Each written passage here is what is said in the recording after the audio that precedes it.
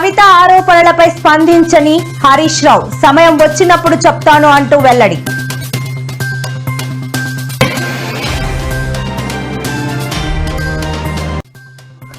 AP CM Chandrababu deputy CM Pawan Kalyan పై కేఏ పాల్ సంచలన వ్యాఖ్యలు. తన చారిటీ సంస్థల జోలికి రావద్దని హెచ్చరిక.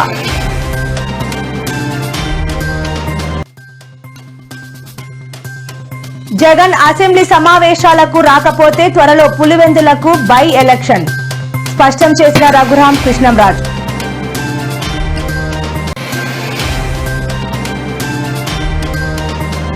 గిరిలోని క్యాంపు కార్యాలయంలో పవన్ తో నిమ్మల భేటీ. ఈ నెల 24న జరగనున్న కుమార్తె శ్రీజ వివాహానికి ఆహ్వానం.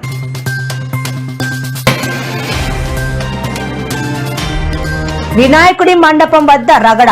మంత్రి కోమటిరెడ్డి ప్రసంగాన్ని అడ్డుకున్న బీజేపీ నేతలు.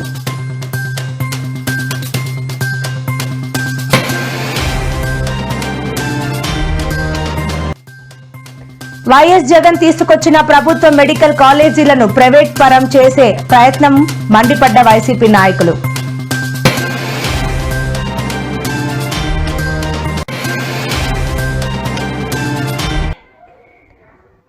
మాజీ ఎమ్మెల్సీ కవిత బీఆర్ఎస్ నేత హరీష్ రావుపై సంచలన ఆరోపణలు చేసిన సంగతి తెలిసిందే. కాళేశ్వరంలో హరీష్ రావు అవినీతికి పాల్పడ్డారని, తమ కుటుంబాన్ని చీల్చడానికి కుట్ర చేస్తున్నారని ఆరోపించడంతో పాటు సంచలన వ్యాఖ్యలు చేశారు. అయితే ప్రస్తుతం హరీష్ రావు తన కూతురి అడ్మిషన్ కోసం విదేశాల్లో ఉండగా అక్కడ మీడియా ఆయనను కవిత ఇష్యూపై ప్రశ్నించింది. కానీ ఆయన సమాధానం చెప్పలేదు. అయితే ఈ రోజు కాకపోయినా రేపైనా హరీష్ రావు కవిత చేసిన ఆరోపణలకు సమాధానం ఇవ్వాల్సిందే.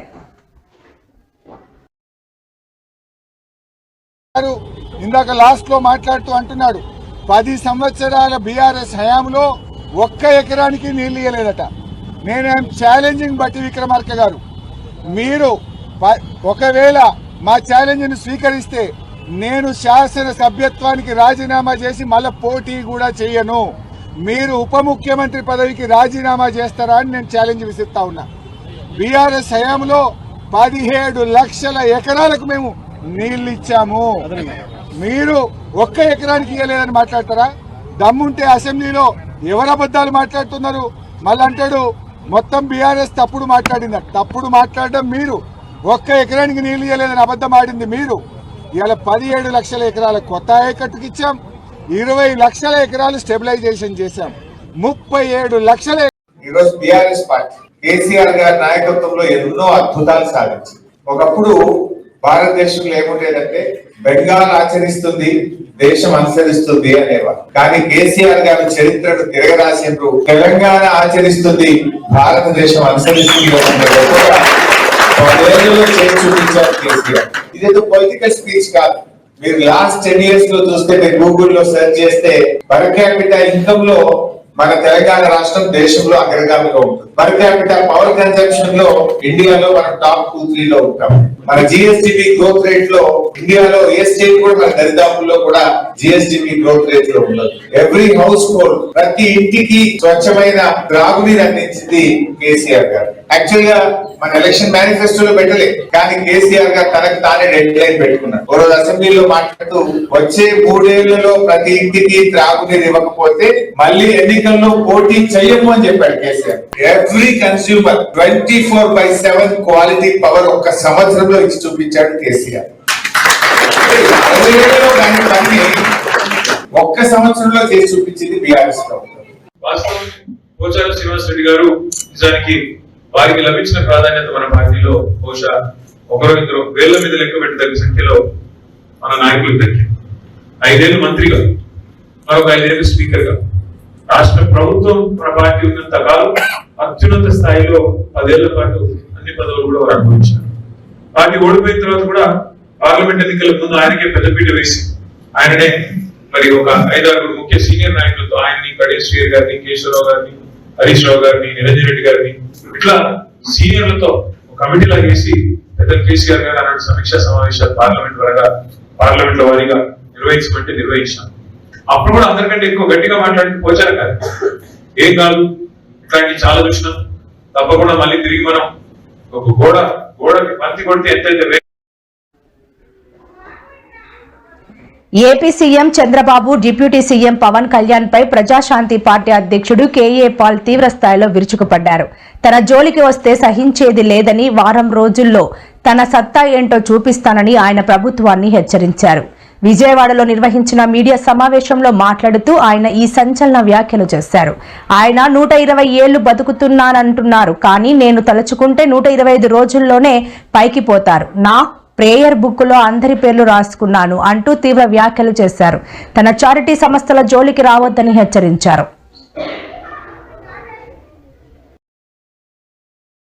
ఏడుస్తున్నాడు ఖజానా ఖాళీ అయిపోయింది.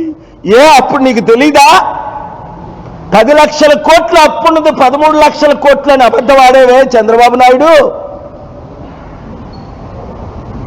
అప్పుడు నువ్వు ఇవన్నీ చేయలేవు, మనం కలిసి చేద్దాం అంటే నువ్వు చేతులు కలిపావా? మోదీతో కలిపావు. ఆ సిగ్గులేని పవన్ కళ్యాణ్ ఆడు యూజ్లెస్ ఫెలో, వాడు రాష్ట్రాన్ని సర్వనాశనం చేశాడు. అందుకే వాడు సోల్జర్స్ అందరూ వాడిని తిడుతున్నారు. 4 కోస్తావా సూపర్ 6 గురించి అడిగితే దమ్ముంటే కొయ్యరా.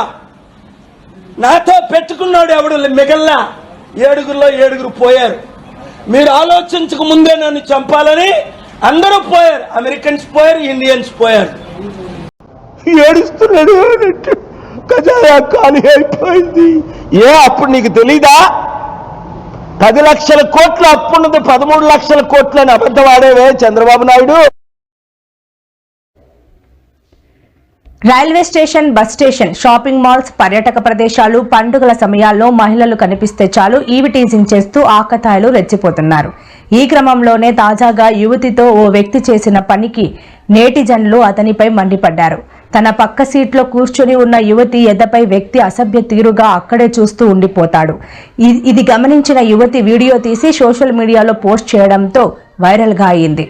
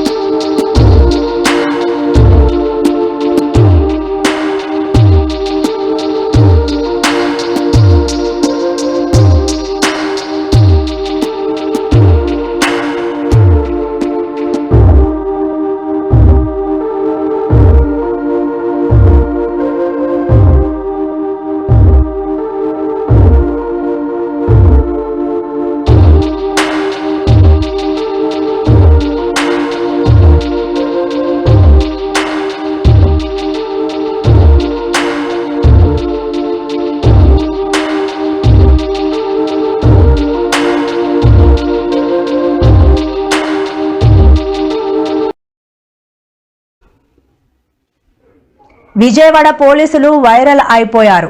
ఓ మహిళతో అసభ్యకరంగా ప్రవర్తించి సోషల్ మీడియాలో ట్రెండ్ అవుతున్నారు. Traffic constable Srinivas Yadav on డ్యూటీలో ఉండి తప్పతాగి మహిళతో అసభ్యకరంగా ప్రవర్తించాడు. దీంతో ఆమె అతన్ని కాలర్ పట్టుకుని నిలదీసింది. గట్టిగానే చేతులతో బుద్ధి చెప్పింది. దీంతో ఈ గొడవలో జోక్యం చేసుకున్నాడు బీట్ కానిస్టేబుల్ కోటేశ్వరరావు. కానీ పరిస్థితి తీవ్రం కావడంతో ఇద్దరిని బాధినట్లు తెలుస్తోంది. విధుల్లో నిర్లక్ష్యం, క్రమశిక్షణ రాహిత్యం ఈ కింద 2 కానిస్టేబుళ్లను ఇప్పటికే సస్పెండ్ చేయగా నేటిజన్ల రియాక్షన్ నెక్స్ట్ లెవెల్లో ఉన్నాయి.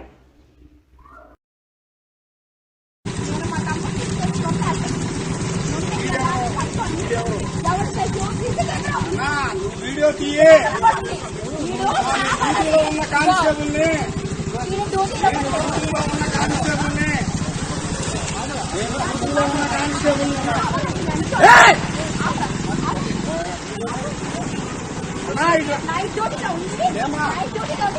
నైట్ డ్యూటీ ఉన్నామ్మా నిన్న.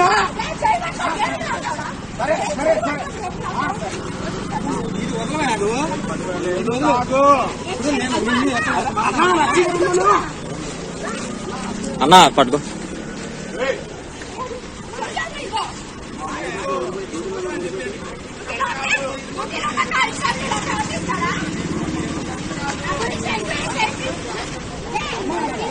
డ్యూటీలో ఉన్నానమ్మా, నన్ను వదిలమ్మా. అదే డ్యూటీలో ఉన్నానమ్మా, నన్ను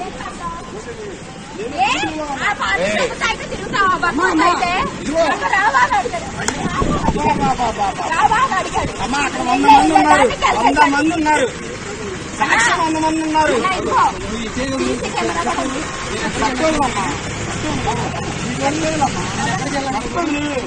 నేను డ్యూటీలో ఉన్నా తల్లి, డ్యూటీలో ఉన్నా తల్లి. సరే సరే, అంటే ఆడపిల్లవు కదా, నేను నైట్ టైం అడగాలి కదా. అదే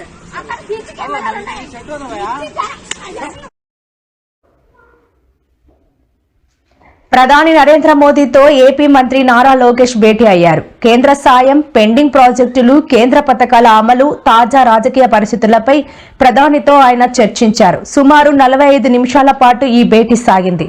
రాష్ట్రంలో పెట్టుబడుల ఆకర్షణకు సహకారం అందించాలని ప్రధానిని లోకేష్ కోరారు. ఏపీలో సెమీ కండక్టర్ యూనిట్ మంజూరు చేసినందుకు కృతజ్ఞతలు తెలిపారు. రాష్ట్రంలో ఐటీ ఎలక్ట్రానిక్స్ పరిశ్రమల స్థాపనకు చేయూత అందించాలని విజ్ఞప్తి చేశారు. కోట్లాది పేద మధ్యతరగతి ప్రజలకు ఉపశమనం కలిగించిన ప్రధాని మోదీకి మంత్రి లోకేష్ కృతజ్ఞతలు తెలిపారు.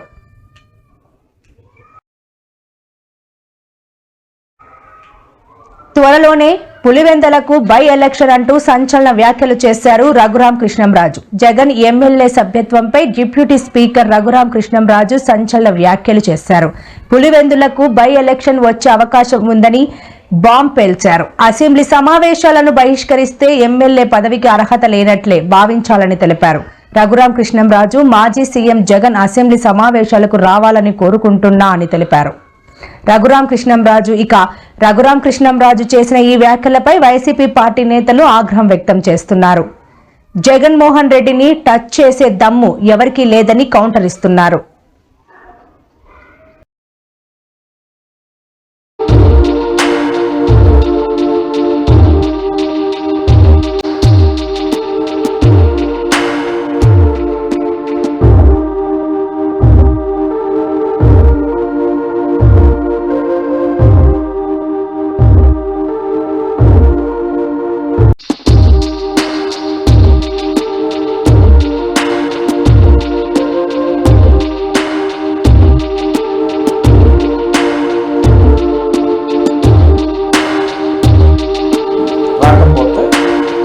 ఏం చేయక్కర్లా, ఎవరు ఏం చేయక్కర్లా.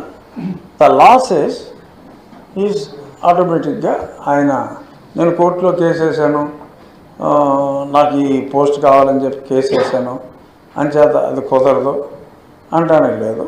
అప్పుడు 60 రోజులు ఆయన రాకపోతే పులివెందులకు బై ఎలక్షన్ వస్తుంది. మళ్ళీ ఆయన ఎంపిక కావచ్చు, ఇంకెవరైనా ఎంపిక కావచ్చు. అందరికీ నమస్కారం.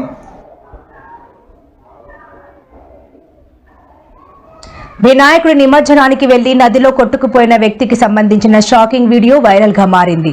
హరిద్వార్ లో వినాయకుడిని నిమజ్జనం చేసే క్రమంలో గంగా నదిలో అదుపు తప్పి నిఖిల్ గుప్తా పడిపోయాడు. అక్కడ ఉన్నవారు సాయం కోసం అరుస్తుండగానే నీటిలో కొట్టుకుపోయాడు ఆ వ్యక్తి. ఈ సమాచారం అందుకొని ఎస్డీఆర్ఎఫ్ సిబ్బందితో గాలింపు చర్యలు చేపట్టారు పోలీసులు. ఈ తరుణంలోనే ఈ సంఘటన వినాయక నిమజ్జన వేడుకలో ప్రజలలో కలకలం రేపింది. అధికారులు ప్రజలను నదీ ప్రవాహానికి దగ్గరగా వెళ్లకుండా సురక్షితంగా ఉండమని హెచ్చరిస్తున్నారు.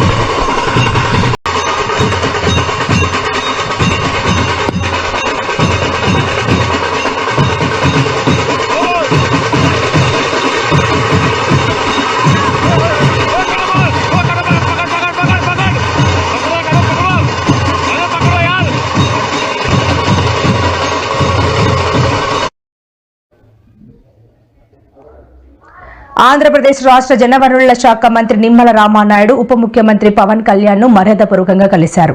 తన కుమార్తె వివాహానికి హాజరు కావాలంటూ పవన్ ను స్వయంగా ఆహ్వానించారు. మంగళగిరిలోని డిప్యూటీ సీఎం క్యాంపు కార్యాలయంలో పవన్ కళ్యాణ్ తో మంత్రి నిమ్మల సతీ సమేతంగా భేటీ అయ్యారు. ఈ సందర్భంగా ఈ నెల 24వ తేదీన పశ్చిమ గోదావరి జిల్లా పాలకొల్లులో జరగనున్న తన కుమార్తె శ్రీజ వివాహ వేడుకకు రావాలని కోరుతూ పవన్ కళ్యాణ్ కు వివాహ ఆహ్వాన పత్రికను అందజేశారు. ఈ భేటీ ఎంతో ఆత్మీయంగా సాగింది.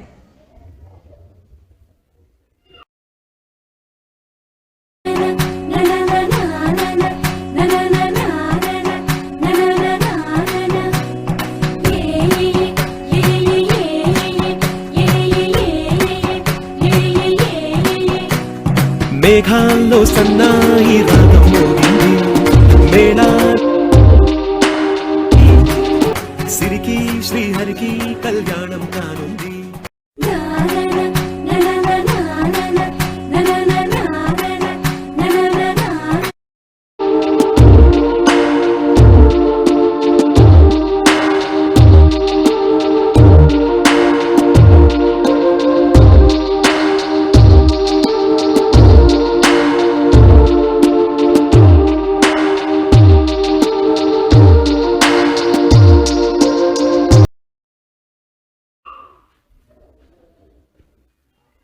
నల్గొండలో గణేష్ నవరాత్రి ఉత్సవాల వేదిక వద్ద తీవ్ర ఉద్రిక్తత చోటు చేసుకుంది. నల్గొండ పాత బస్తీలోని 1వ నెంబర్ వినాయకుడి మండపం వద్ద మంత్రి కోమటిరెడ్డి వెంకటరెడ్డి ప్రసంగిస్తుండగా బీజేపీ నాయకులు కార్యకర్తలు అడ్డుకున్నారు. పవిత్రమైన పండుగ వేదికపై మంత్రి రాజకీయ ప్రసంగాలు చేయడం ఏమిటని కోమటిరెడ్డిపై బీజేపీ నేతలు తీవ్ర ఆగ్రహం వ్యక్తం చేశారు. ఈ క్రమంలో కాంగ్రెస్ బీజేపీ శ్రేణుల మధ్య మాటామాటా పెరిగి తీవ్ర వాగ్వాదం తోపులాట చోటు చేసుకున్నాయి. దీంతో ఆ ప్రాంతంలో ఒక్కసారిగా గందరగోళ వాతావరణం నెలకొంది.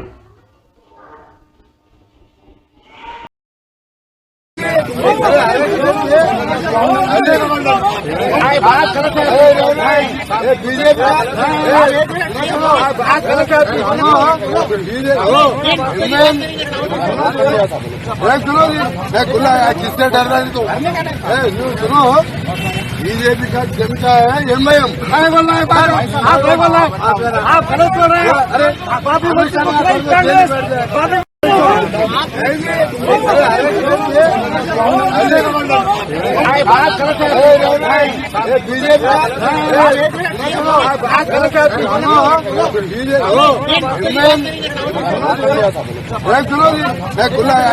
रहा है तो सुनो बीजेपी का जनता है एमआईएम बोल रहा है बाहर आप बोल रहा है आप गलत बोल रहे हैं अरे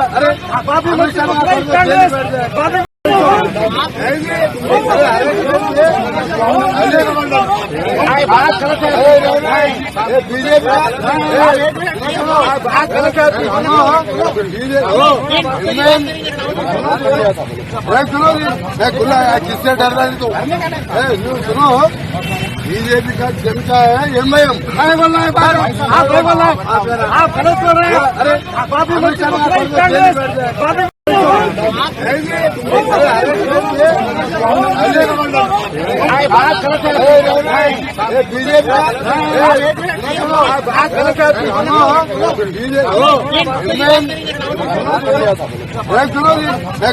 किससे डर रहा है तो सुनो बीजेपी का जनता है एमआईएम बोल रहा है बाहर आप बोल रहा है आप गलत बोल रहे हैं अरे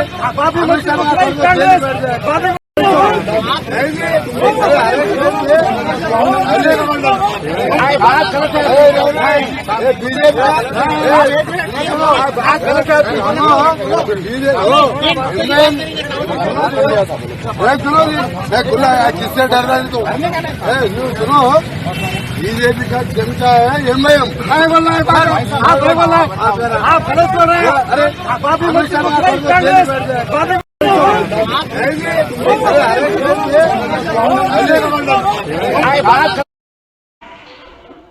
ప్రభుత్వ మెడికల్ కాలేజీలను ప్రైవేటీకరణ చేసేందుకు సిద్ధమైన కూటమి ప్రభుత్వంపై సిదిరి అప్పలరాజు ఆగ్రహం వ్యక్తం చేశారు. మెడికల్ కాలేజీను ప్రైవేట్ పరం చేసే దౌర్భాగ్యపు చరిత్ర చంద్రబాబుది. చంద్రబాబుకు తోడు ఎల్లో మీడియా తప్పుడు కథనాలు రాస్తున్నాయి. ప్రజారోగ్యాన్ని చంద్రబాబు అమ్మడానికి పెట్టారు. ఈ వైఎస్ జగన్ తీసుకొచ్చిన సంస్కరణలను చంద్రబాబు అమ్మేస్తున్నారు. మెడికల్ కాలేజీలను ప్రైవేటీకరణ చేసే దరిద్రపు చరిత్ర చంద్రబాబుది. ప్రభుత్వ రంగ సంస్థల్ని మీ చేతిలో ఉంచుకుంటున్నారా లేదంటే అమ్ముకుంటున్నారో చెప్పండి అని ప్రశ్నించారు.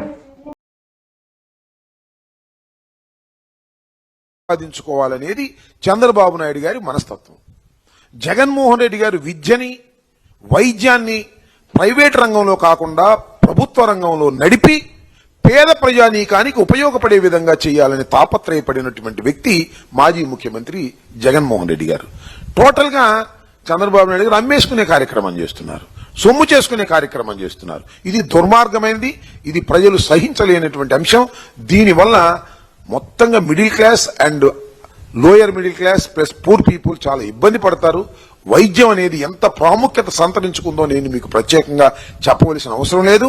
వైద్యం, విద్యా రంగాల మీద జగన్మోహన్ రెడ్డి గారి ప్రభుత్వం పెట్టినటువంటి దృష్టి ఈ మాత్రం పెట్టలేకపోతున్నారు. It is a failure government అని కూడా ఈ సందర్భంగా చెప్తున్నారు. ఇవాళ చూడండి, తురకపాలెంలో జరిగినటువంటి సంఘటన. గవర్నమెంట్ హాస్పిటల్కే వెళ్లారు, ప్రైవేట్ హాస్పిటల్కి వెళ్ళగలిగిన వాళ్ళు ఎంతమంది ఉంటారు చెప్పండి?